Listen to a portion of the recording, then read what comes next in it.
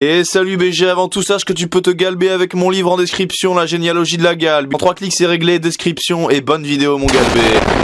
Salut la galbe rapprochée, la grande galberie, la galbe impériale. Victor Ferry a répondu à ma vidéo en commentant ma vidéo pendant une demi-heure. Donc là ça fait 4-5 fois qu'on se répond, donc je pense que ça va être la dernière fois. Bon, je vous mets sa vidéo réponse en description. Quand je dis un truc, il répond ou alors il répond par autre chose. Mais de toute façon comme je peux pas répondre, on peut rien se dire. Bon, à travers ce clash, j'ai quand même compris que toutes ses réponses et son argumentaire découlent du fait qu'il a mal pris la première vidéo. Donc la première vidéo c'était la parodie de Clash. Et du coup ce premier affront l'a mis en position défense quoi, directement. Enfin défense-attaque. J'ai l'impression qu'il a pas pu me considérer autrement que comme son assaillant quoi. Il a du mal à intégrer la galbe qui est transregistre et pluriparadigmatique. Comme il est un peu, tu vois, cloîtré dans son pédagogisme et sa rhétorique, j'ai l'impression que c'est comme si son esprit avait eu du mal à accueillir l'immensité et la profondeur de la galbe. C'était un peu comme un saut vers l'inconnu pour lui, du coup il est voilà, sur la défensive. Je vais peut-être lui envoyer mon ouvrage. Mais moi, comme j'ai des extraits de lui ou dans lesquels il dit « Ouah, la galbe, mais qu'est-ce que c'est la galbe ?» Je vais couper ces extraits et je vais l'intégrer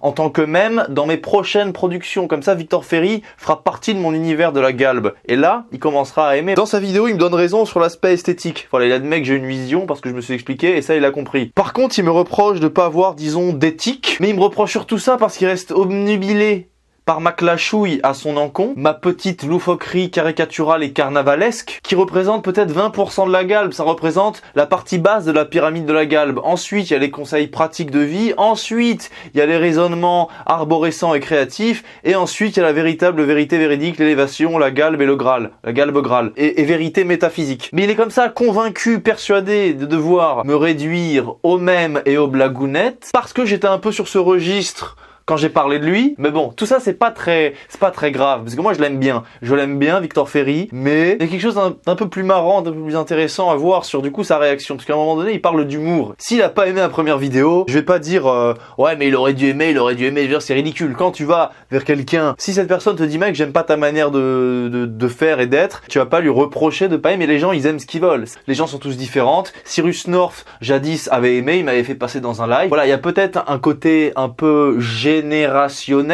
Voilà, c'est peut-être un peu comme les gens qui critiquaient le rock and roll dans les années 70 et qui disaient que c'était la musique du diable. Il y a peut-être un peu ce rapport-là, je sais pas. Cependant, Victor Ferry, dans sa réponse, il allait plus loin que ça. Et il nous apprend en fait ce que c'est que l'humour. L'humour acceptable. Alors, il y aurait l'humour qui divise et l'humour qui rassemble. Et il faudrait forcément faire de l'humour qui rassemble, mais selon les critères de Victor Ferry, donc on sait même pas lesquels c'est, tu vois. Mais le truc, Victor Ferry, c'est que tu peux pas, toi, déterminer les critères de ce qui rassemble ou pas. Tu vois, il y a déjà une part de subjectivité, surtout dans l'humour. Les satires de Charlie Hebdo, pour certains, c'était de la liberté d'expression qui réunissait autour des valeurs de la République. Pour ces gens-là, c'était de la liberté d'expression, et pour d'autres personnes, c'était la liberté d'explosion. Tu vois ce que je veux dire? L'humour d'un Laurent Baffie ne fait pas l'unanimité, d'un Dieudonné non plus, des types de France Inter non plus, des mecs de droite sur Internet non plus. L'humour, ça clive. Alors t'as pas aimé ma vidéo, mais c'est pas à toi de choisir et de déterminer quel humour il faut faire et dans quelles conditions. Ok guys, ton analyse n'est pas pertinente, elle prend juste pied sur l'affront originel de ma première vidéo. Et c'est pas parce que tu l'as pas aimé que tu dois en sortir une vision générale et normative de ce que doit être l'humour, ok? Parce que là, parler de l'humour qui rassemble et cracher sur l'humour qui divise, t'imagines, qui divise, là c'est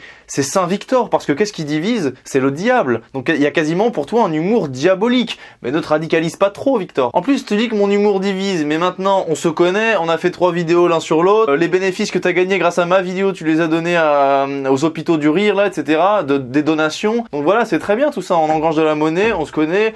Là, on se serre la main, regarde, quasiment je te tends la main. Qui rassemble, sinon la galbe? Qui? Dis-moi, qui rassemble? Et ce que t'appelles le second degré, ce n'est qu'une partie de mon âme que je déverse dans mon art. Tu vois, de l'âme à l'art, il n'y a qu'un pas.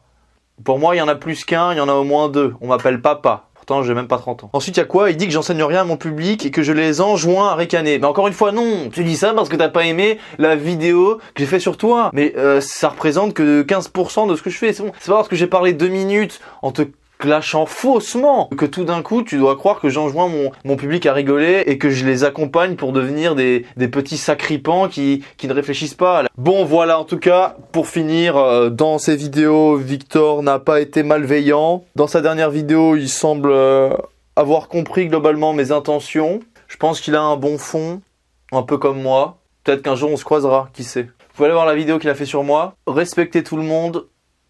N'oubliez pas que c'est bientôt Noël. Et et que mon ouvrage de la galbe est toujours en vente. Je remets mes lunettes d'intellectuel. Je vous dis hasta luego, à bientôt si Dieu le veut. Hasta luego, on se reverra sous peu.